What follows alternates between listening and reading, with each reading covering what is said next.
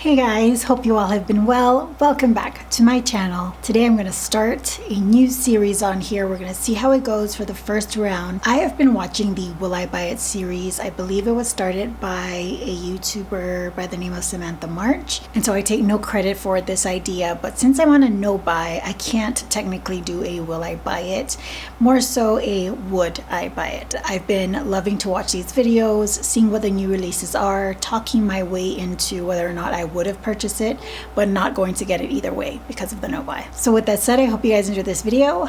Let's get into trend mood. Oh, Anastasia Beverly Hills new loose powders. Very interesting, 5 shades, which I think is a pretty extensive range for a loose powder.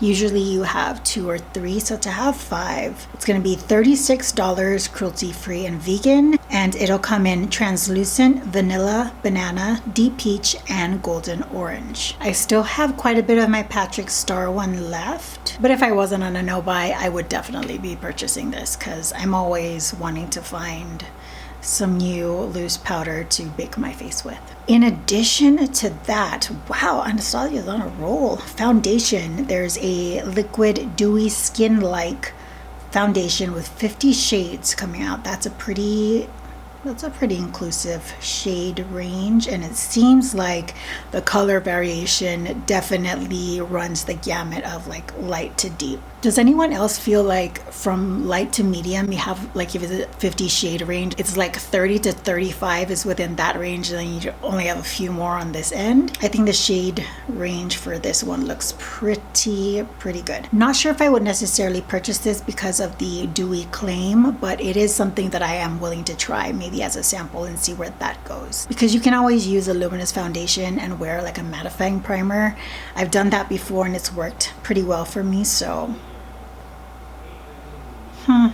something I might do. Juvia's Place is coming out with contour sticks. Now, I do love my Fenty one in Mocha. It's the matchstick that I use to contour my face. What I think Juvia's Place does well is being mindful of people with darker complexions and creating shades and colors that people with darker skin tones are able to use. So maybe the range, even though I just see one picture right now, I'm guessing that people with deeper skin tones will be able to find something that they can contour with, and maybe something more complementary in undertones for highlighting as well. Airspun loose face highlighter.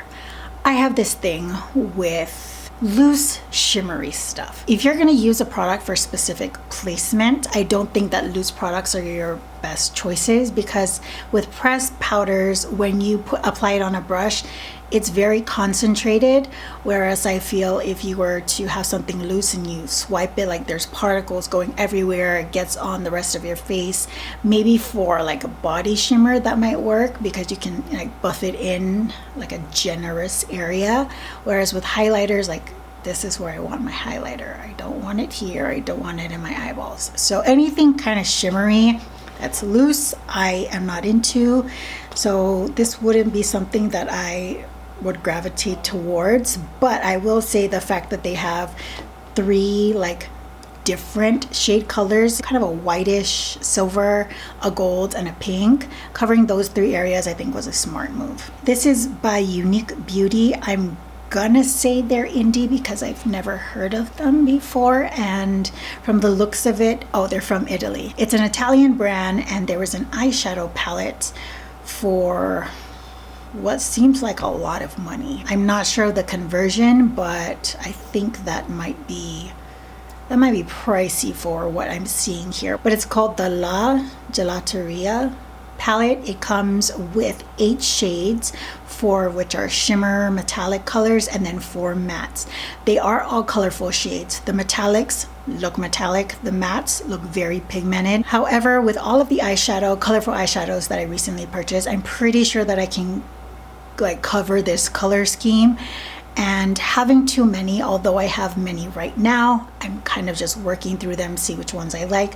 Eventually, I'm going to get down to my core basic colors and keep just the ones that I know I will use.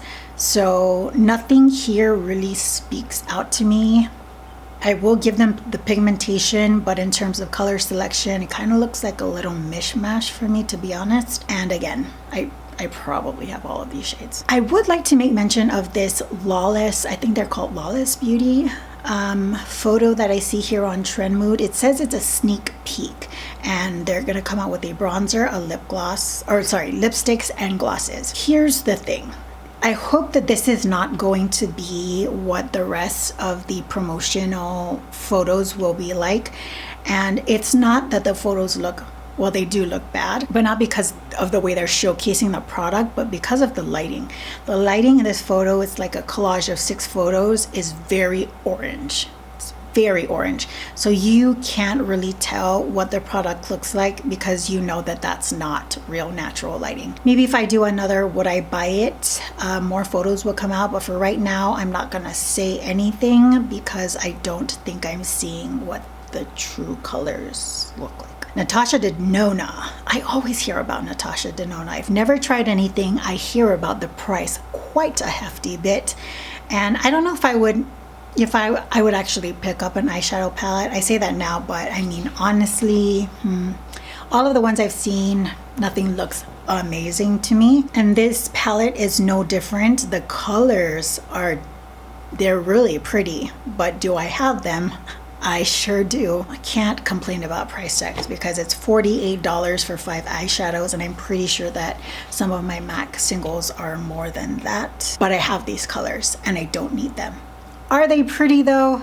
You bet your bottom dollar. I do like the color combination of these 5 shades. And it will be available on August 3rd. That'll be this weekend. Juvia's Place, here we are again. This seems like it's a collaboration. Collaboration with Fumi. Is she an Instagrammer or a YouTuber? I might need to look this up. Going back to the release, there is a Queen palette for the face and eyes for $15, a Queen gloss, and a Royalty gloss. So one of the glosses looks like a very deep, rich purple, and then one like a peachy nude. The face and eyeshadow palette, they're a beautiful array of colors, definitely.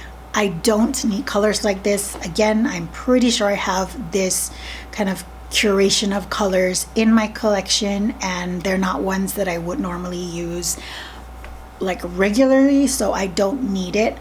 However, I think it is very important to make mention that these promotional photos of her and then her and the models,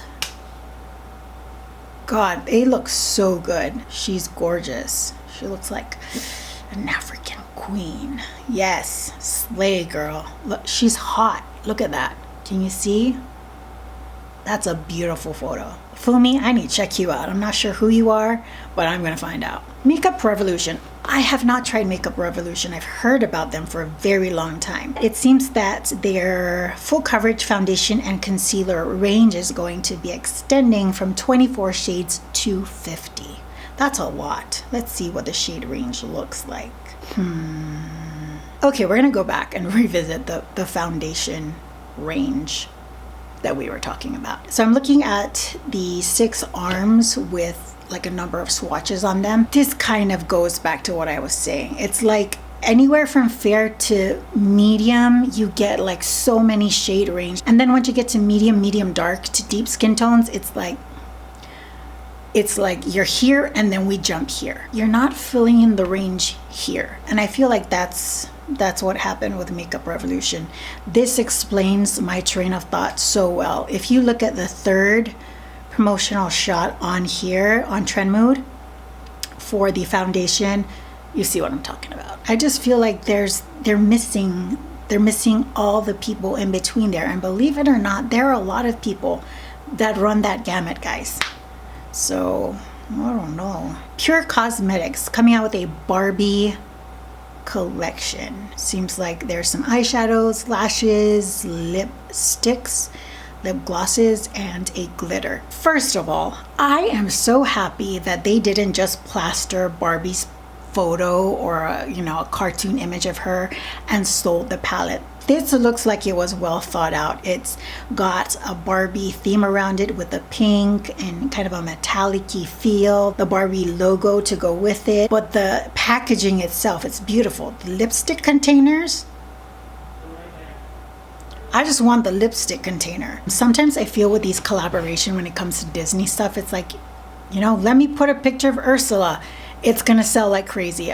That's all I'm gonna do. I'm not gonna work too hard on it. It's gonna sell anyways. Whereas I feel something like this looks good.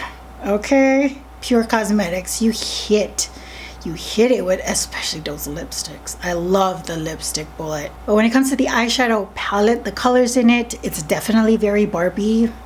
And I'm not really into it. It's a lot of cool tone stuff, and the stuff that I do like I already own.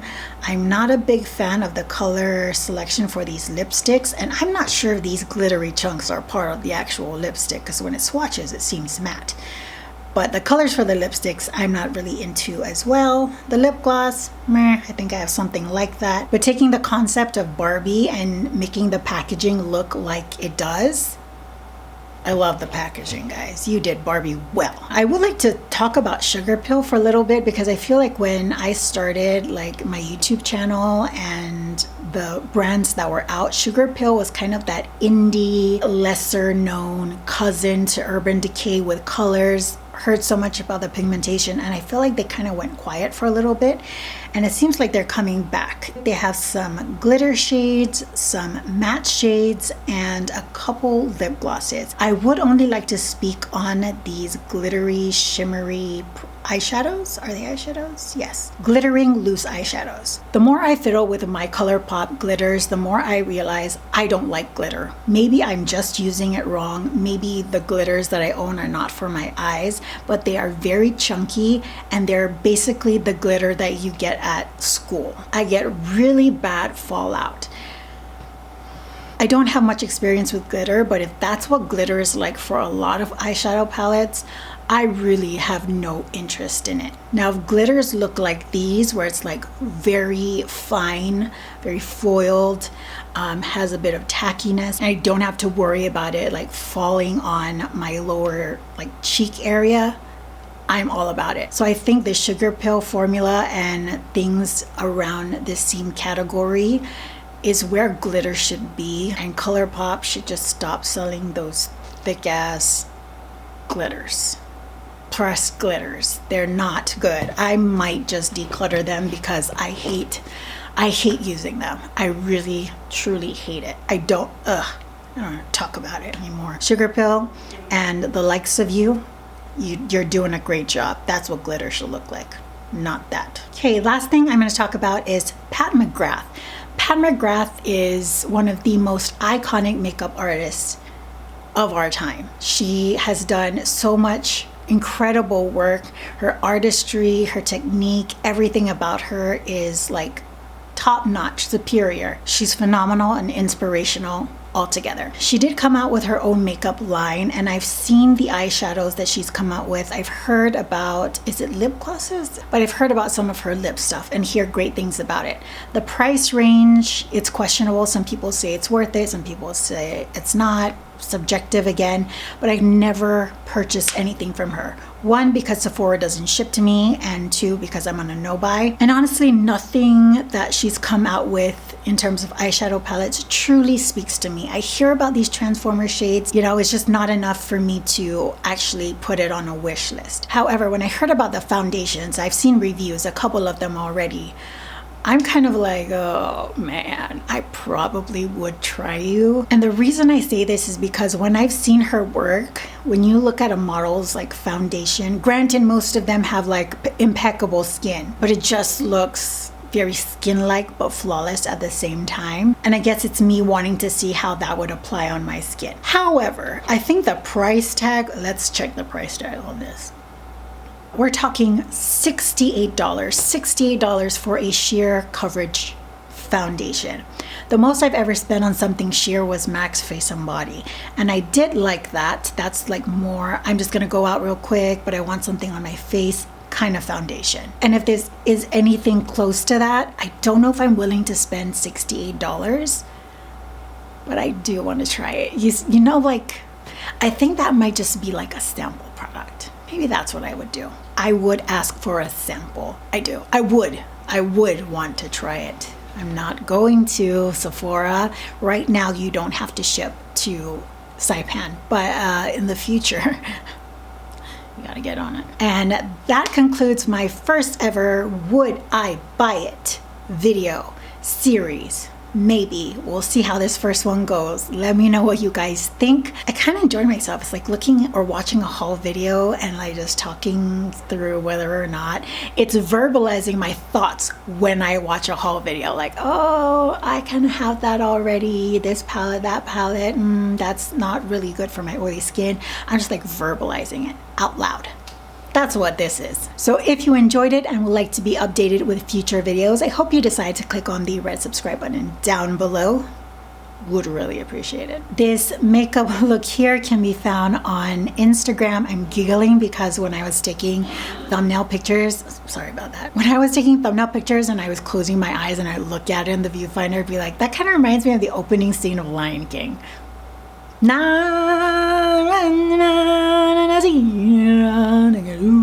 I don't know what the lyrics are. I'm pretty sure you don't either, so we're both right.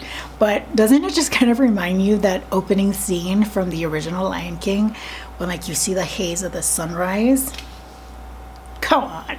I was having a giggle fest outside. But a full list of products can be found on my Instagram, first link in the description box down below. Full list of products, what I use to put this makeup look together. Till the next video, I hope you all are doing well, taking great care of yourselves. I will see you all next time. What was that, Annabelle? Jeez. Bye, guys.